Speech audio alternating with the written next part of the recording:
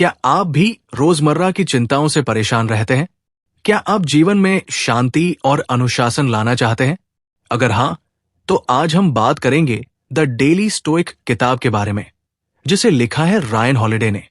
यह किताब हमें स्टोइक दर्शन की 366 सीखों के जरिए एक शांत और संतुलित जीवन जीने का तरीका सिखाती है। तो आइए इस किताब की बेहतरीन सीखों को जानें और अपने जीवन में उतारें। वीडियो को अंत तक जरूर देखें, क्योंकि हर एक सीख आपके जीवन को बेहतर बना सकती है। अपने दिमाग को सही से समझना। हम दुनिया को जैसे देखते हैं, वही हमारे जीवन के तरीके को प्रभावित करता है। स्टोइकवाद हमें यह सिखाता है कि क्या हमारे नियंत्रण में है और क्या नहीं। इसे समझने के लिए हमें खुद को शिक्षित करना होगा। जब बोरियत महसूस हो, तो टीवी या फोन पर समय बिताने के बजाय कुछ नया सीखने में समय लगाएं। उद्देश्यपूर्ण किताबें पढ़ें और अपने ज्ञान को बढ़ाएं। उदाहरण के लिए, अगर किसी की फ्लाइट आंधी के कारण डिले या कैंसिल हो जाती है, तो एयरलाइन कर्मचारियों पर चिल्लाने से मौसम नहीं बदलेगा। इसी तरह हम चाहे तो भी अपनी लंबाई, जन्म स्थान या परिवार नहीं बदल सकते। रिकवरी समुदायों में एक प्रार्थना कही जाती है, सेरेनिटी प्रेयर, जिसमें लोग उन चीजों को बदलने की ताकत मांगते हैं जो वे बदल सकते हैं, उन चीजों को स्वीकार करने का साहस जिन पर उनका नियंत्रण नहीं है, और इन दोनों के बीच अंतर को समझने की बुद्धि। एक नशे की लत से जूझ रहे व्यक्ति का उदाहरण ले। उसका अतीत उसके नियंत्रण में नहीं था। शायद बचपन में उसे कोई दर्दनाक अनुभव हुआ जिसने उसे लत की ओर धकेल दिया, लेकिन उसका वर्तमान उसके हाथ में है। वो इस विनाशकारी आदत से बाहर निकलने और एक बेहतर भविष्य बनाने का फैसला कर सकता है। अगर वो अतीत के बारे में पछताता रहेगा, तो समस्याएं बढ़ेंगी। लेकिन अगर वो आज सही कदम उठाए, तो वो एक सुखी जीवन जी सकता है। स्टोइकवाद हमें सिखाता है कि हमें उन चीजों पर ध्यान देना चाहिए जो हमारे नियंत्रण में है, हमारे विचार, हमारे कार्य और हमारी प्रतिक्रियाएं। जब हम ऐसा करते हैं, तो हम जीवन की अनिश्चितताओं का सामना करते हुए भी स्पष्टता और शांति बनाए रखते हैं। यही एक संतुलित जीवन की ओर पहला कदम है। जीवन की चुनौतियों के बीच शांत रहना मुश्किल है, लेकिन यही असली ताकत होती है। जो लोग शांत रहते हैं, वे न केवल अपनी समस्याओं का समाधान निकालते हैं, बल्कि नई समस्याओं से भी बचते हैं। गुस्सा एक स्वाभाविक भावना है, लेकिन इससे कोई फायदा नहीं। गुस्सा आपको मजबूत नहीं बनाता, बल्कि आपकी कमजोरी दिखाता है। जब हम गुस्से में होते हैं, तो हम गलतियां करने की अधिक संभावना रखते हैं और बाद में पछताते हैं। उदाहरण के लिए, खेलों में आपने देखा होगा कि खिलाड़ी अपने विरोधी को उकसाने की कोशिश करते हैं ताकि वे गुस्से में आकर गलतियां करें। यही भावनाओं का खेल है। अगर आप गुस्से में बह गए, तो आपका विरोधी आपसे जीत सकता है। लेजेंडरी बॉक्सर जो लेविस को द रिंग रोबोट कहा जाता था, क्योंकि वे मैच के दौरान पूरी तरह से भावनाहीन रहते थे। उनके शांत स्वभाव ने उन्हें खतरनाक बना दिया, क्योंकि इससे वे अप्रत्याशित लगते थे। उनकी असली ताकत उनकी प्रतिक्रिया पर नियंत्रण में थी, न कि उनके गुस्से में। अब सोचें कि आप कैसे प्रतिक्रिया देते हैं जब कोई आप पर हावी होने की कोशिश करता है। क्या आप तुरंत गुस्से में आकर जवाब देते हैं? अक्सर हम इंपल्सिवली रिएक्ट कर देते हैं, जिससे परिस्थितियां और बिगड़ जाती है। अगर कोई हमसे असहमत होता है, तो हम नाराज हो जाते हैं।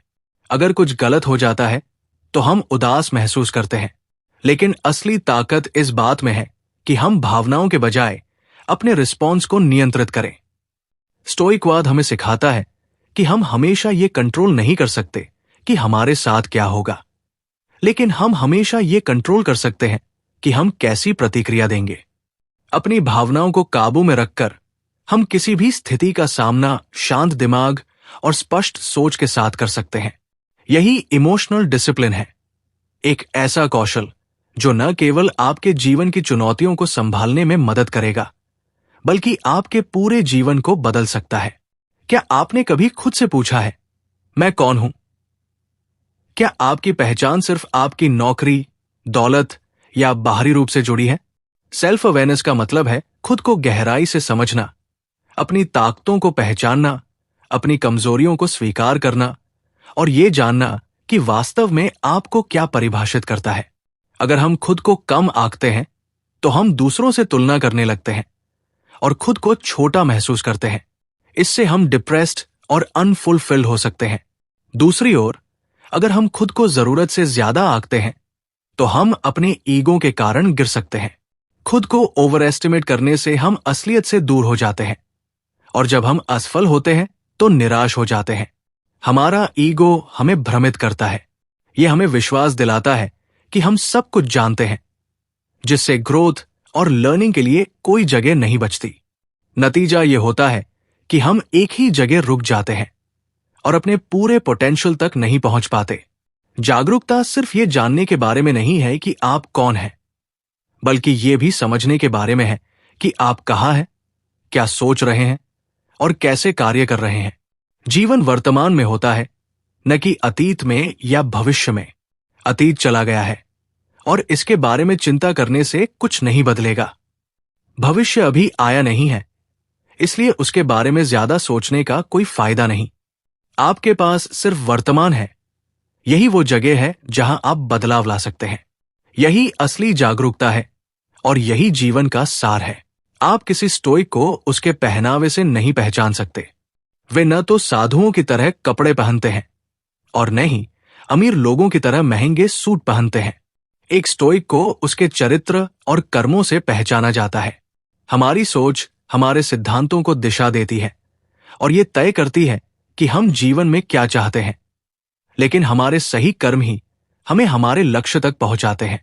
किसी भी कौशल में निपुणता हासिल करने के लिए सही कदम उठाने और नियमित अभ्यास करने की जरूरत होती है। कॉमेडियन जेरी साइनफेल्ड ने एक युवा कॉमेडियन ब्रैड आइजैक को सलाह दी थी कि वो एक कैलेंडर रखें और जिन दिनों उसने चुटकुले लिखे हों उन दिनों पर एक एक्स का निशान लगाए। ये छोटी सी आदत हमें ये सिखाती है कि किसी भी चीज में निपुणता लगातार अभ्यास से आती है। जब आप किसी आदत को अपना लेते हैं तो उसे जारी रखना आसान हो जाता है। बस पहला कदम उठाना जरूरी है। एक बार जब आदत बन जाती है तो उसे तोड़ना नहीं चाहिए। सही कर्म हमें एक बेहतर इंसान बनाते हैं। दया, आभार और सकारात्मक दृष्टिकोण जैसी खूबियां हमारे अंदर स्वाभाविक रूप से होनी चाहिए।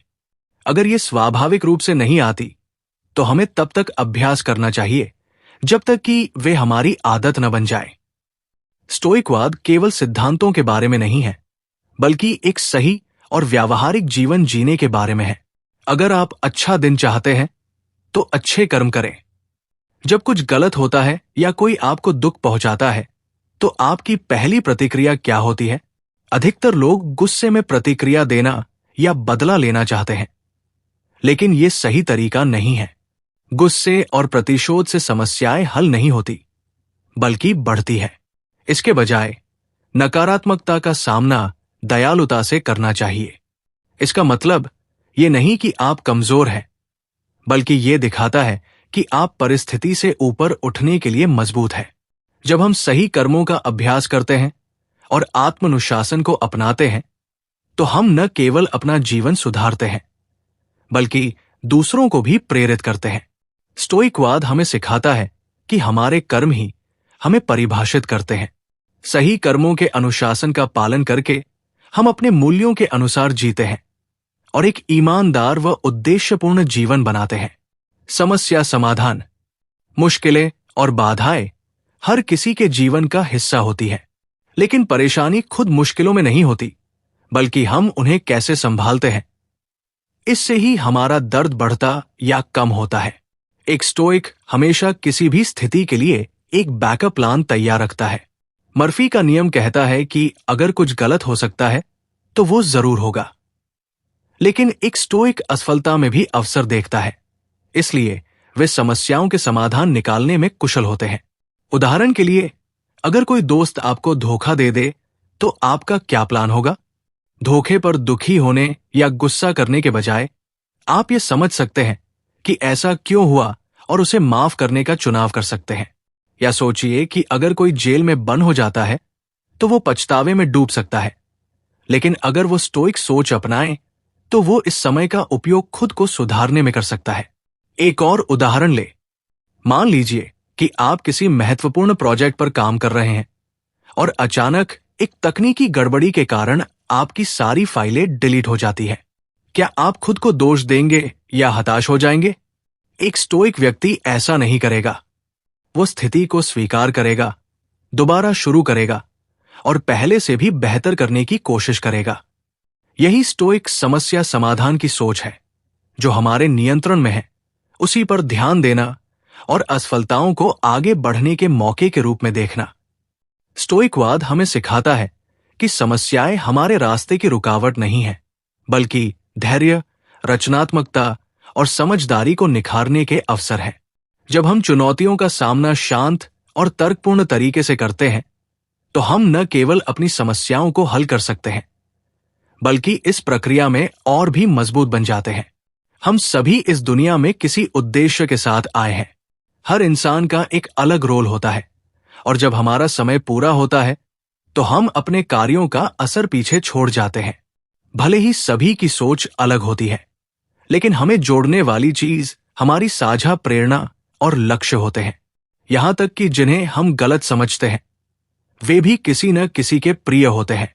कई बार जो लोग गलतियां करते हैं, उन्हें अपनी गलती का एहसास तब तक नहीं होता जब तक बहुत देर नहीं हो जाती। स्टोइक दर्शन कहता है कि इस दुनिया में हमारा कर्तव्य बहुत सरल है, अच्छे इंसान बनकर जीना। हमें हमेशा अच्छा करना चाहिए और बुरे से बचना चाहिए। हालांकि ये सुनने में आसान लगता है, लेकिन इसे अमल में लाना कठिन है। हर दिन हम कई मुश्किल स्थितियों का सामना करते हैं। लालच, नफरत, गुस्सा और स्वार्थ जैसी भावनाएं हमें सही और गलत के बीच फंसा देती है।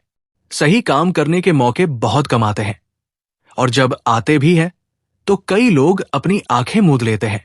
इतिहास गवाह है कि बुराई सिर्फ उन्हीं लोगों के कारण नहीं फैलती जो गलत करते हैं, बल्कि उन लोगों के कारण भी होती है जो गलत के खिलाफ खड़े नहीं होते। गुलामी, होलोकॉस्ट या स्कूल में होने वाली हिंसा, इन सब में निर्दोष लोगों की जान गई, क्योंकि बहुत से लोग चुप रहे। आपने भी कई बार कुछ गलत होते हुए देखा होगा। जानवरों पर अत्याचार, घरेलू हिंसा या किसी को डराया धमकाया जाना, और फिर सोचा होगा कि ये मेरा कर्तव्य नहीं है इसे रोकने का, मैं क्या कर सकता हूं। लेकिन स्टोइकवाद हमें सिखाता है कि हमारा कर्तव्य सिर्फ गलत काम से बचना नहीं है, बल्कि सही के लिए खड़ा होना भी है, भले ही ये असहज या मुश्किल हो। जब भी आपको किसी अच्छे काम का मौका मिले, तो खुद से पूछें, मेरा कर्तव्य क्या है? क्योंकि अंत में सिर्फ अच्छा होने से कुछ नहीं बदलता, हमें अच्छे काम भी करने होंगे। परफेक्शन काम का दुश्मन है। कितनी बार आपने किसी चीज को शुरू करने के लिए सही समय का इंतजार किया है, लेकिन वो समय कभी आया ही नहीं। बहुत से लोग अपनी जिंदगी सिर्फ इंतजार में बिता देते हैं, बिना ये समझे कि वे असल में क्या चाहते हैं। हम खुद के लिए कई शर्तें रख लेते हैं, अगर ये होगा तो मैं वो करूंगा। हम ज्यादा सोचते हैं और बिना पहला कदम उठाए ही रुक जाते हैं। आप भी कभी सोचते होंगे, अगर मुझे एक हफ्ते की छुट्टी मिल जाए तो मैं सीरियस होकर काम शुरू कर दूंगा, या अगर मेरे पास अच्छे जूते होते तो मैं एक्सरसाइज करना शुरू कर देता। लेकिन सच्चाई यह है कि सही समय कभी नहीं आता। इसका इंतजार करना छोड़ दें। यही पल सबसे सही समय है। सही जगह का भी इंतजार मत करें, क्योंकि आप पहले से ही सही जगह पर हैं। आपके अपने मन में जो चीजें आपके पास नहीं हैं, उनके बारे में सोचने के बजाय जो आपके पास है उससे शुरुआत करें। नेल्सन मंडेला का उदाहरण लें। जब वे जेल में थे तो उन्हें सामान्य जीवन की सुविधाएं नहीं दी जाती थी। एक छोटी सी कोठरी में बंद सिर्फ एक बाल्टी शौचालय के लिए साल में सिर्फ 30 मिनट किसी से मिलने का मौका मिलता था। लेकिन इसके बावजूद वे अपने साथियों के लिए प्रेरणा बने रहे। अपनी कोठरी में ही वे शैडो बॉक्सिंग और रस्सी कूदने का अभ्यास करते थे। कठिन हालात के बावजूद उन्होंने कभी हार नहीं मानी। वे अपने साथी कैदियों को भी याद दिलाते थे कि सबसे बुरी परिस्थितियों में भी हमें अपनी पहचान नहीं खोनी चाहिए। मंडेला की कहानी हमें सिखाती है कि हमें बाहरी हालातों को अपनी जिंदगी पर हावी नहीं होने देना चाहिए। हमारे कार्य ही तय करते हैं कि हमारा भविष्य कैसा होगा। व्यावहारिकता का मतलब यह है कि जो हमारे पास है उसी से शुरुआत करें और उसे सबसे अच्छा बनाने की कोशिश करें। इसलिए सही समय, सही जगह या सही साधनों का इंतजार करना छोड़ें। जो कुछ भी आपके पास है वहीं से शुरू करें और अपने जीवन का नियंत्रण खुद लें, क्योंकि अंत में यह परफेक्शन के बारे में नहीं है, यह प्रगति के बारे में है। क्या आपने कभी सुना है, जो मुझे नहीं मारता वो मुझे और मजबूत बनाता है? ये बात प्रसिद्ध दार्शनिक फ्रेडरिक नीत्शे ने कही थी और ये आज भी उतनी ही सही है। स्टोइक दर्शन कहता है कि मुश्किलें, दर्द और कठिनाइयां सिर्फ रुकावटें नहीं होती, बल्कि हमें मजबूत, बुद्धिमान और सहनशील बनाने के मौके होती है। चुनौतियां हमें निखारती है, हमारे साहस को बढ़ाती है और हमारी इच्छा शक्ति को मजबूत करती है। जब जीवन में कठिनाइयां आती है तो ये मत सोचिए कि वे सजा है, बल्कि उन्हें सीखने और बेहतर बनने के अवसर समझिए, क्योंकि कठिन अनुभवों से मिली सीख भविष्य में बहुत कीमती साबित होती है। उदाहरण के लिए केओ द यंगर को लें। उनके पास धन, प्रसिद्धि और ऐशो आराम की कोई कमी नहीं थी, फिर भी उन्होंने नंगे पैर चलने और साधारण भोजन करने का फैसला किया। वे ऐसे रहते थे जैसे वे खुद को कठिनाइयों के लिए तैयार कर रहे हों, मानो उनकी खुशहाली किसी भी समय खत्म हो सकती है। हम भी ऐसा कर सकते हैं। असुविधा और कठिनाइयों को अपनाकर हम सहन शक्ति का विकास करते हैं और जीवन की चुनौतियों का सामना करने के लिए खुद को मजबूत बनाते हैं। अलग अलग लोग अलग कारणों से कठिन प्रशिक्षण लेते हैं। खिलाड़ी अपनी शारीरिक सीमाओं को लांघते हैं ताकि वे प्रतियोगिताओं के लिए तैयार हो सकें। संत ध्यान करते हैं ताकि वे आत्मिक शांति पा सकें। यहां तक कि गौतम बुद्ध ने भी राजसी जीवन छोड़कर कठोर तपस्या की, उपवास किया और कठिनाइयां सही ताकि वे ज्ञान प्राप्त कर सकें। इन संघर्षों ने न केवल उनकी इच्छा शक्ति को मजबूत किया, बल्कि उन्हें वो बुद्धिमत्ता भी दी जिसे उन्होंने दुनिया के साथ साझा किया। स्टोइक दर्शन हमें सिखाता है कि धैर्य और सहन शक्ति कोई जन्मजात गुण नहीं है, बल्कि ये ऐसे कौशल है जिन्हें हम चुनौतियों का सामना करके और असुविधा को अपनाकर विकसित कर सकते हैं। जब भी कोई कठिन परिस्थिति आए, खुद से पूछिए, मैं इससे और मजबूत कैसे बन सकता हूं? क्योंकि अंत में मुश्किलें आपको परिभाषित नहीं करती, बल्कि आप उन पर कैसी प्रतिक्रिया देते हैं, ये मायने रखता है। आत्मविकास, सेल्फ डेवलपमेंट एक महान लक्ष्य है, लेकिन बहुत से लोग इसकी अहमियत को नहीं समझते। जो लोग इसे अपनाते हैं, उनके लिए लक्ष्य सरल होता है, खुद को हर दिन पहले से बेहतर बनाना। वे नई अच्छी आदतें विकसित करते हैं, दया, करुणा और सक्रियता जैसे सकारात्मक गुण अपनाते हैं और एक स्वस्थ जीवन शैली की ओर बढ़ते हैं। लेकिन असली सवाल यह है, इसके पीछे उद्देश्य क्या है? क्या आप सिर्फ दूसरों को प्रभावित करने के लिए 6 पैक बना रहे हैं, या आप सच में अपनी सीमाओं को परख रहे हैं? क्या आप अपने जुनून के लिए काम कर रहे हैं, या सिर्फ किसी ऐसी नौकरी में फंसे हैं जिसे आप पसंद नहीं करते? क्या आप उन लोगों में से हैं जो सोमवार से डरते हैं और सिर्फ सप्ताहांत के लिए जीते हैं? जब जीवन में चुनौतियां आती है तो आपकी प्रतिक्रिया को क्या चीज संचालित करती है? याद रखें, प्यार नफरत से अधिक शक्तिशाली होता है।